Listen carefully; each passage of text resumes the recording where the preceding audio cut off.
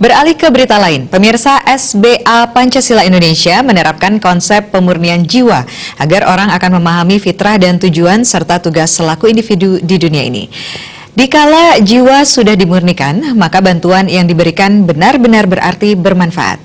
Hal tersebut diungkapkan pendiri SBA Pancasila Indonesia, Gede Putra Yase, saat wisuda ketiga SBA Pancasila Indonesia di Denpasar.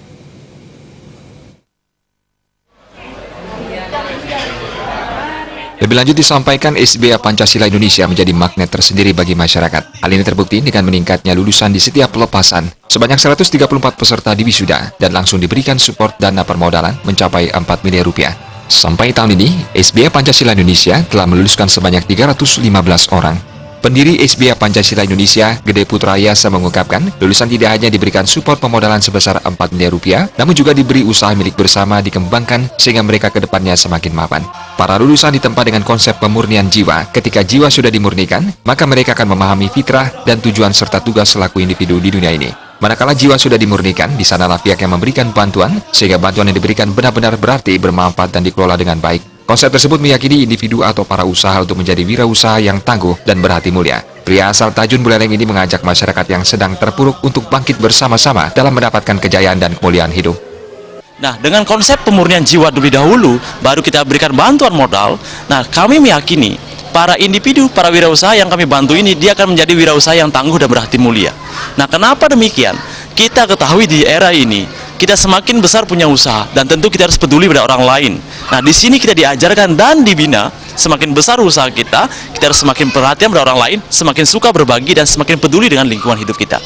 Saya ingin mengajak semua lapisan masyarakat Indonesia yang sedang berusaha atau yang sedang terpuruk, mari bangkit bersama-sama, kita dapatkan kejayaan dan kemuliaan hidup Anda, dan setelah Anda dapatkan kejayaan dan kemuliaan hidup ini, mari kita berbagi lagi pada orang lain.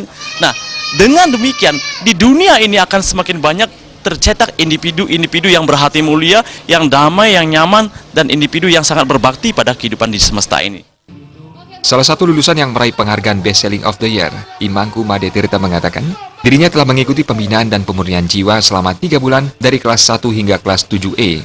Saat di SBA Pancasila Indonesia, dirinya merasakan mukjizat yang luar biasa, seperti keharmonisan di keluarga dan murah rezeki.